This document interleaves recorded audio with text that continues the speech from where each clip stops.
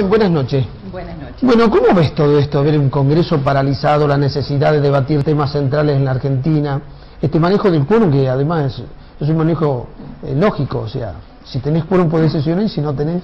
Exactamente, es una herramienta que el Congreso la suele utilizar y en este caso justamente la está utilizando el oficialismo. Ahora la demostración que le están dando al pueblo argentino es de falta de civilidad.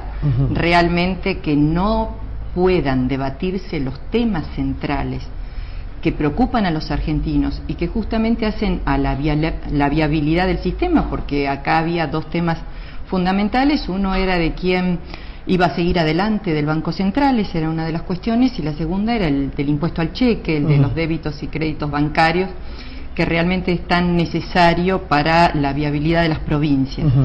No se pudo acordar, obviamente, con ninguno de los temas, y yo lo escuchaba a Juez diciendo, señor presidente, dirigiéndose al presidente del Senado, está bien que está esta herramienta del quórum, pero también es cierto que Presidencia debe tomar medidas, entre ellas comenzar a rebajarle las dietas a los legisladores que no vienen a sesionar.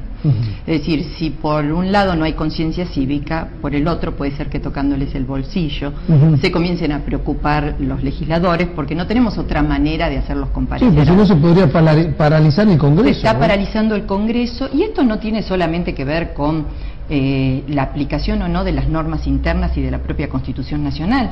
Esto contraviene la propia jurisprudencia de la Corte Interamericana. La Corte Interamericana, en una opinión consultiva, allá por el año 86, dijo que justamente la reserva de ley, todo lo que tiene que ver con la reglamentación de los derechos humanos fundamentales, debe hacerse justamente en el seno del Congreso, porque es ahí donde deben hacer el consenso y donde se debe dar el debate democrático. Este país carece de debate.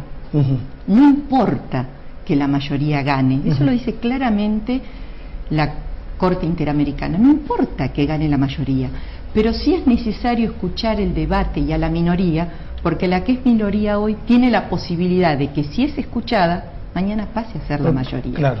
Entonces, eso es lo esencial en un sistema democrático. Además, la esencia de la democracia es la exposición de las ideas. Exactamente. Y el Congreso es el ámbito Es el ámbito natural para la exposición de las ideas. Hay una discusión, porque los fondos federales son uno solo y tienen dos mecanismos de reparto. En Argentina pareciera que ya lo tomamos como normal, que el gobierno decida a qué provincias le da más dinero y a qué provincias le da menos dinero, como si detrás de esto no eso estuviera decidiendo el destino de miles de personas.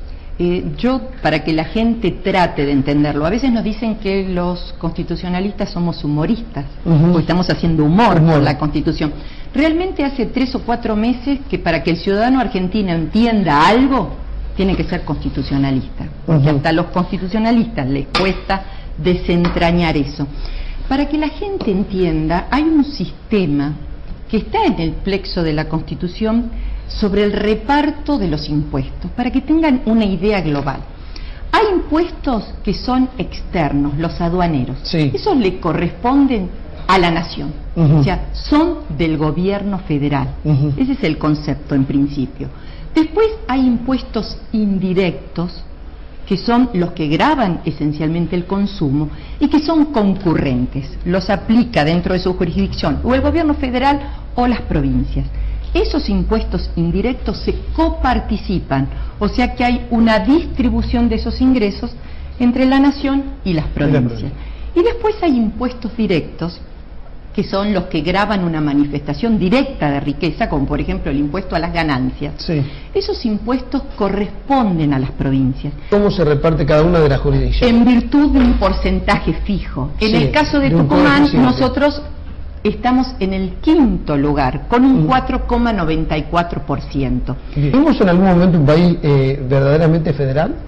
Al comienzo, y diríamos cuando fue el centenario, hubo atisbos de un gobierno federal. Nosotros no somos un gobierno federal puro. Alberdi lo decía, que el nuestro era una unidad descentralizada, era una mixtura. No tenemos el sistema federal de los Estados Unidos, pero desde los albores de la Constitución del 53-60 hemos tenido mejores etapas de defensa del federalismo. Lo que ocurre, y esto la gente lo tiene que saber, el sistema de partidos políticos y el régimen electoral es el que ha provocado mayor desequilibrio en las regiones de nuestro país. Hoy, desde que existe el sistema de partidos políticos nacionales, es el mayor quebrantamiento del sistema federal, porque la desnacionalización de nuestros recursos, la mayoría fueron aprobados con los representantes de las provincias que están en el Senado. Eso la gente lo tiene que saber. Bueno, entonces no tenemos mucho para festejar en este bicentenario. Tenemos poco, pero tenemos que pensar que urge cambiar la conciencia.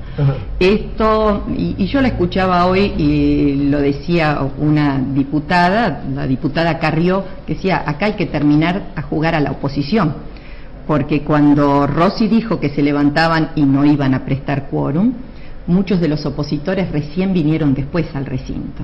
Entonces hay que terminar también con ese jueguito, porque el gobierno que tenemos también es por la falta de coraje cívico también de la oposición.